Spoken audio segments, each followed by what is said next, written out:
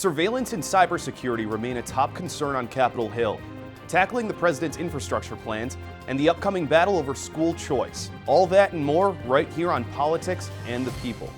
First, as the president begins to lay out his evidence of wiretapping of Trump Tower, an alleged cybersecurity breach of Capitol Hill by three Pakistani brothers is also starting to gain attention. We'll hear from computer forensics expert and co-chair of LA Trump, Erik Laykin. Then, the president says it's time to fix our nation's airports, roads, and bridges. But what exactly will that involve? James Moore, professor of industrial and systems engineering at University of Southern California, will break that down for us. Plus, an upcoming battle on the horizon for the new administration will no doubt include school choice. We'll find out some myths and facts about what that means from school choice advocate and president of the nonprofit California Teachers Empowerment Network, Larry Sand.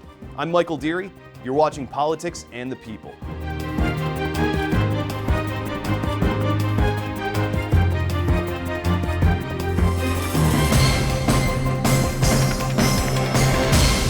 Hello, and thank you for watching Politics and the People.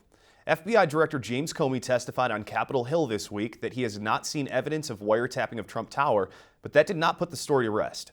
Later in the week, House Intelligence Chairman Devin Nunes briefed the White House about information which he said showed that high-level members of the Trump transition team were at the very least monitored.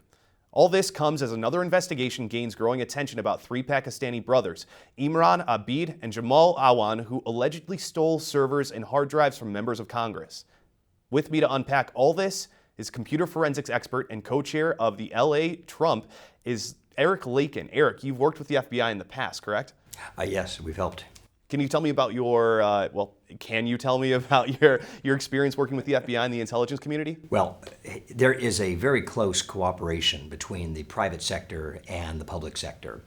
The FBI is one of the parties that cooperate with the private sector through an organization called InfraGard, which is a national program where private sector entities have the ability to funnel information to law enforcement, federal law enforcement, and to share information to protect the critical infrastructure. Well, let's jump into American infrastructure and intel. Comey says that there's no evidence. Do you believe him? I do believe him. But the FBI is not the only player here. We have the NSA. We have the various intelligence agencies beyond the NSA. So, from Comey's perspective, certainly I believe him. I think Comey is always getting it to us straight. So Nunes has said that he has high-level information that indicates that members of the Trump transition team had been monitored, which directly contradicts Comey's testimony from last week. Are you thinking that they're looking at two different pieces of information? What we're witnessing is a digital sausage factory, essentially, and we have many different things in play at the same time. Nunes is referring to intercepts that took place of the Trump administration, Trump transition team as a result of other investigations. And so, inadvertently, according to Nunes, information had been collected. So while Trump was not technically wrong, he may not have been the target, but he may have been surveilled. Now, Nunes went directly to the press and to the White House with this information before sharing it with members of his committee, which some claimed was a bit irregular. Do you see it in that way? There's a lot of irregularity taking place right now in Washington. I think a lot of the rules of etiquette and protocol in terms of communication have been thrown out the window because things are moving in real time, and we have multiple investigations on multiple fronts and many different cross currents that are being addressed here by Congress and by the executive branch and by the press, et cetera. So I think Nunes is probably acting hastily in order to get the message out quickly. Now, the Awan brothers, are they under investigation by the FBI? They are under investigation, but we don't know if it's by the FBI. We do know it's by the Capitol Police. I would suspect, though, that this will rise to the level of an FBI investigation. I shudder at the issues involved here with the Awan brothers and the access that they had.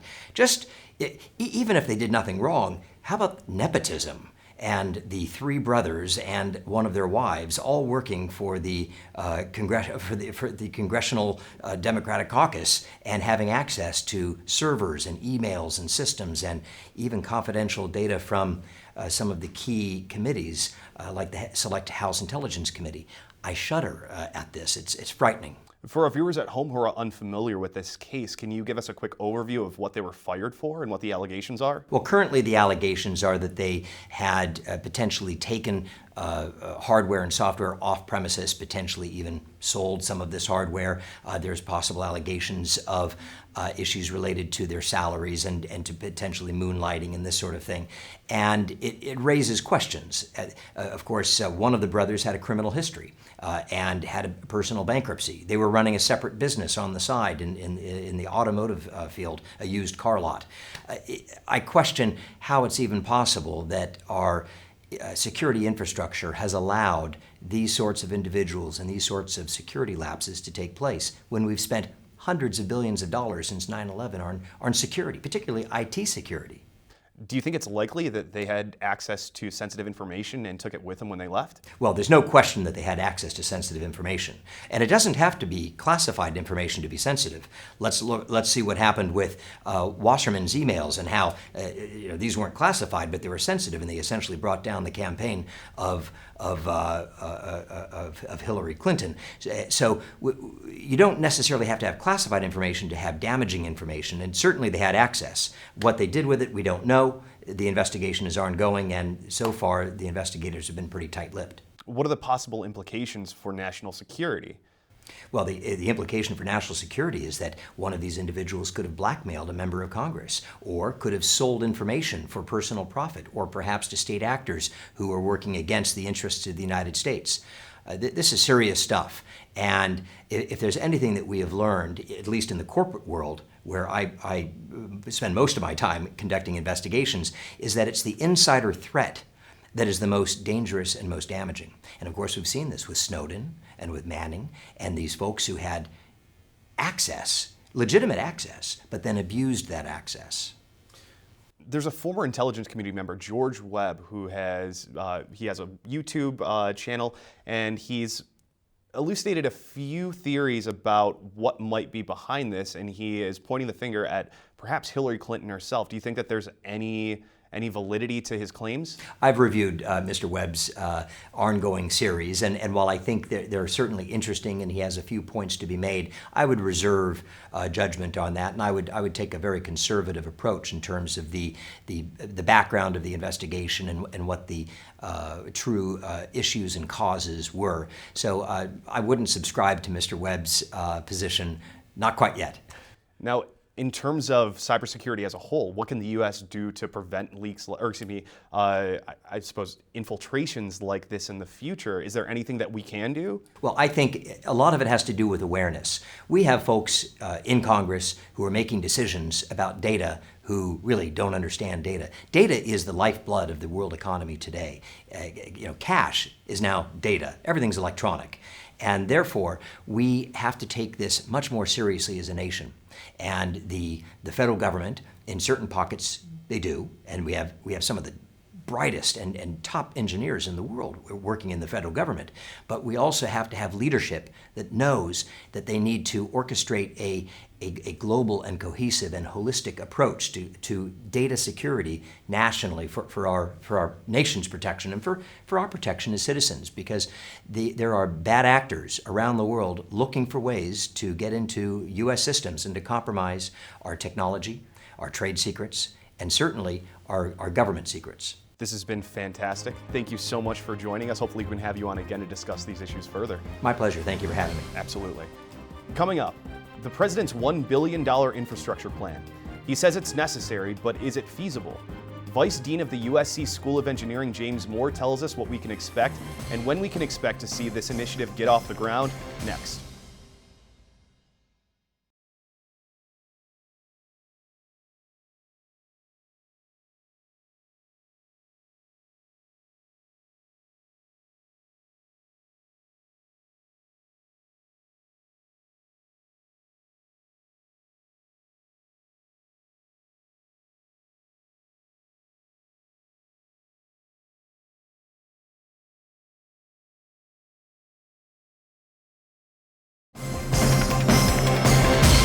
The American Society of Civil Engineers released their annual infrastructure report card, and the U.S. got a D+.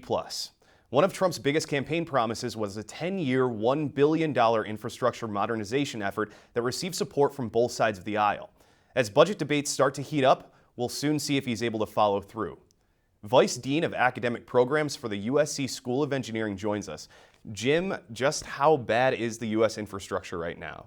We have some problems, but we're in relatively good shape overall. I mean, keep in mind that the American Society of Civil Engineers are a fine organization. I have great respect for them, talented professionals, but one of the points they're trying to message is that it's important to train civil engineering professionals, and we need more civil engineering professionals, and an infrastructure crisis is one way to communicate that point. And if you look closely at the report card, that D+, I'm not quite sure where that average comes from. There are some infrastructure sectors that really do need improvement, but frankly, the more private property there is in the various infrastructure sectors, the better they tended to fare. Rail received a B, for example, right? And that's largely because rail is privately owned. Can you give our viewers a little overview of how infrastructure changes go from legislature to policy to an actual bridge being built in their hometown? Well, it's important to keep in mind infrastructure is a lot of different kinds of systems, right? And the way those systems are owned, financed, managed, tend to vary depending on the kind of the system. So the federal presence in infrastructure really, in terms of funding, is not as large as we might have concluded based on the most recent campaign, because we heard a lot about infrastructure from President Trump when he was campaigning, and we still hear about it. And the numbers associated with the ASCE report card are so huge that they look to be something that only an entity like federal authority could tackle. But in fact, when it comes to actually owning the assets associated with infrastructure or financing them, the federal role is largest with respect to transportation and water. The Brookings Institute says that in those two sectors, federal financing accounts for about maybe more like 27% of the total expenditure. And it's less in the other sectors, whether it's telecom, energy, rail. There's a lot more in the way of private equity in those systems. There's no one standard way that the money flows, right? It flows one way through the Department of Transportation. It flows through other channels. So it requires a constellation of efforts from multiple organizations to actually enact these changes. Absolutely. What are the most pressing issues with our infrastructure right now? Obviously, the trains got a B, but I believe our bridges got a D-. We can do better with bridges. There's no question about that. But the point is, the good news is the bridges are fairly carefully inspected, so we know where the risks are. We do have the money to address them. The problem is that we tend to overcommit. So, for example, the Highway Trust Fund. The Highway Trust Fund was going bankrupt and basically zeroed itself out. And before we get into it, for our viewers at home, can you just describe what the Highway Trust Fund offers? We pay federal gas taxes. The federal gas taxes go into the Highway Trust Fund. It's supposed to be a user fee system that finances our highways, and that includes bridges on federal highways, right? And a number of state routes. So that's actually a very well-funded system right now. But we overcommit. We spend more than flows in, and we don't really prioritize the way we make those expenditures. And as a result, we run out of money. But if we would prioritize correctly, we could certainly afford to raise our bridge score considerably. Now, President Trump's provisional budget that was released last week includes about a 13% cut in the budget for the U.S. Department of Transportation. It also cuts the Tiger Grant program. Can you give us a little idea of what that might mean in terms of infrastructure for the states? Well, the Tiger Grant program was a creature of the recession, right? So it was intended to be a pump priming step to try to find useful and meaningful ways to pump money into the economy and to provide jobs. It's working. we are recovering, and I think we can stop priming the pump in that dimension without really diminishing the quality of the transportation systems and services that the federal government contributes to. Frankly, a lot of that money was not all that well spent, right? It was money that had to be spent quickly. It was money that was bound up in a number of political agendas rather than really tightly managed agendas that were contributing to the level of service. We don't lose much by giving up the Tiger grants other than some unnecessary expenditures.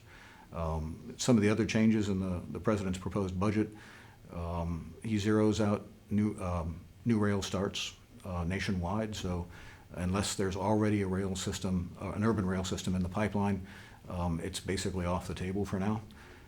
That's frankly a win for transit, because the more trains we build, the less transit we provide. What will the infrastructure build out mean for jobs?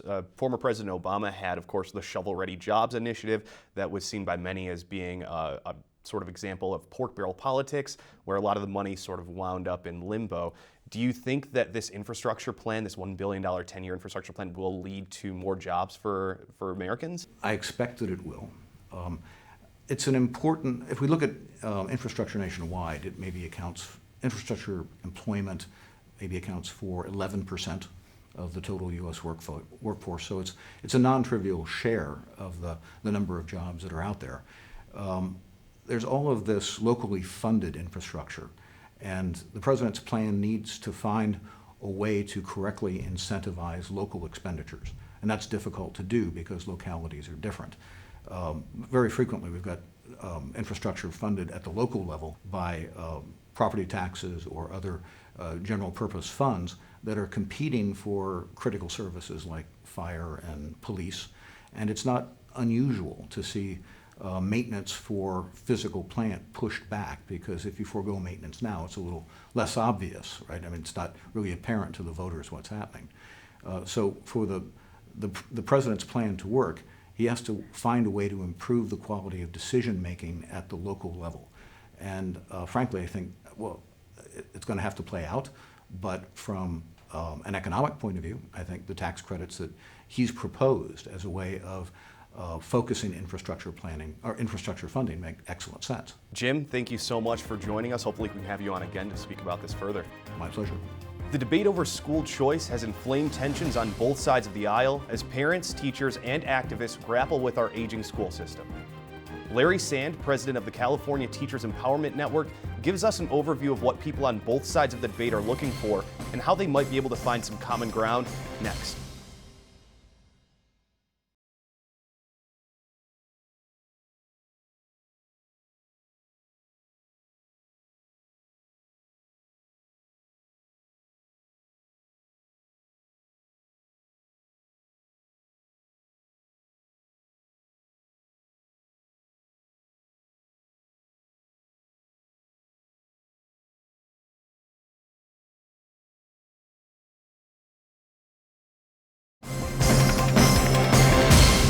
There are few topics as fiercely debated in the world of education today as school choice and voucher programs. The subject becomes particularly prevalent in areas where public schools are not making the grade, but has also been seen in districts where the public schools are performing well. With me to talk about this is Larry Sand, president of the California Teachers Empowerment Network. Larry, to give viewers some background, what is the main division point in the debate over school choice? It's basically a public versus private issue, and it's whether or not the money should follow the child if the parent chooses to send their kid to a private school. Can you give me a quick overview of what the difference between public, private, and charter schools are for our viewers at home who aren't familiar with it? Okay, well, a traditional public school is what we all grew up with over the years. And then in the early 1990s, charter schools came into being. And basically, a charter school is a publicly funded school, but it doesn't have to follow all the rules and regulations that are in the typical union contract or in the state education code. And now a private school has much more latitude because they don't have to follow all the rules that either traditional public or charter public schools do. It's clear today that many young people around the country don't have access to, I'd say, very good educational system. They don't have access to good schools or good teachers.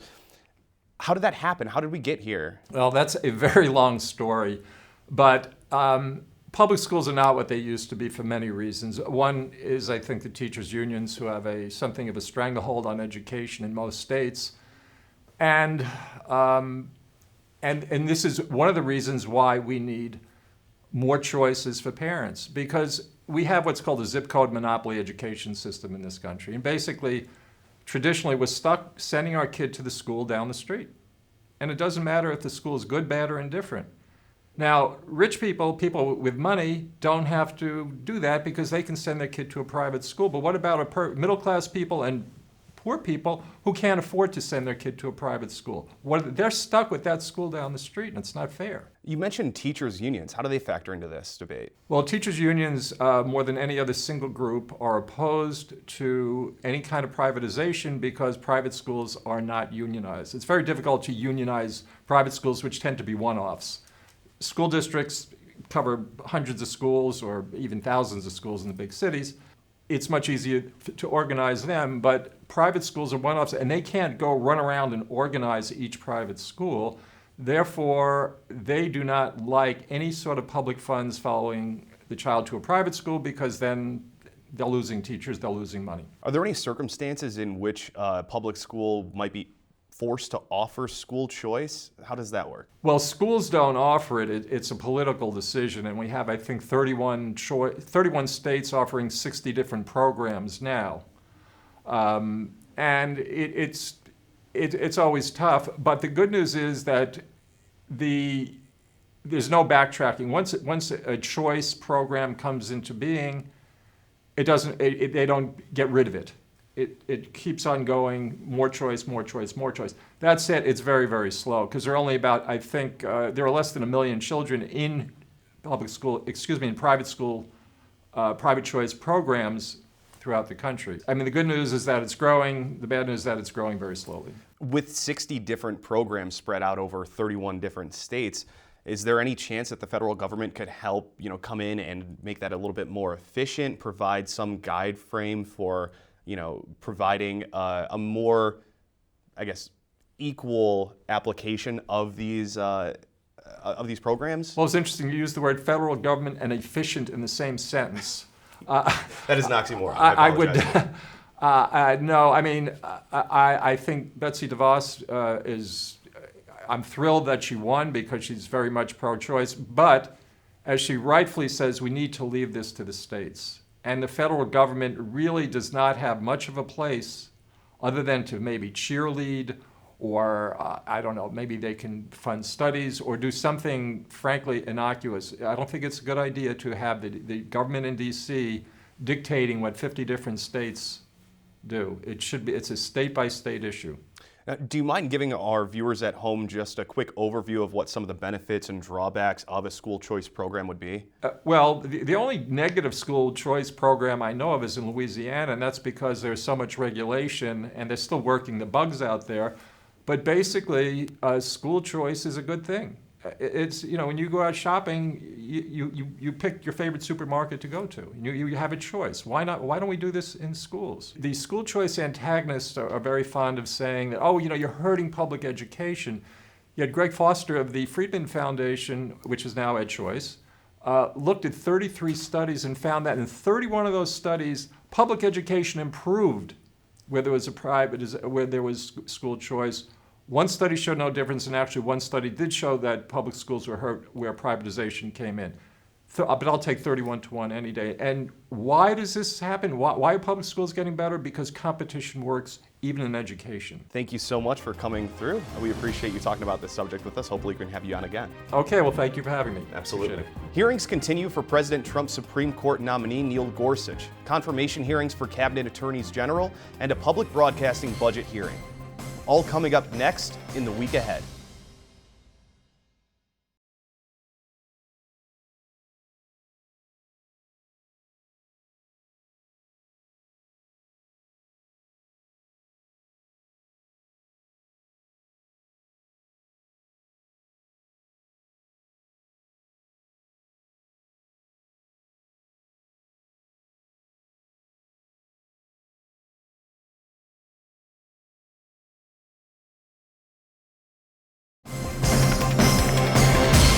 Here's what's coming up in the week ahead.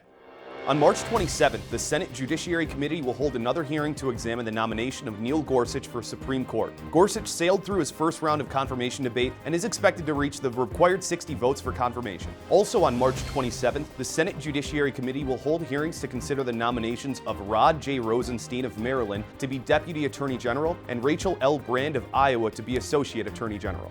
Finally, the House Committee on Appropriations convenes March 28th for a budget hearing on the Corporation for Public Broadcasting. Patricia DeStacey Harrison, President and CEO of the CPB, is scheduled to offer testimony. That's what's coming up in the week ahead. That's it for this show. Thanks to computer forensics expert Erik Laykin, Director of USC's Transportation Engineering Program James Moore, and President of the California Teachers Empowerment Network Larry Sand. Join us again next time for more in-depth discussions of the issues impacting politics and the people. In the meantime, please visit our social media platforms for more content. I'm Michael Deary. For all of us here, thanks for watching, and see you next time.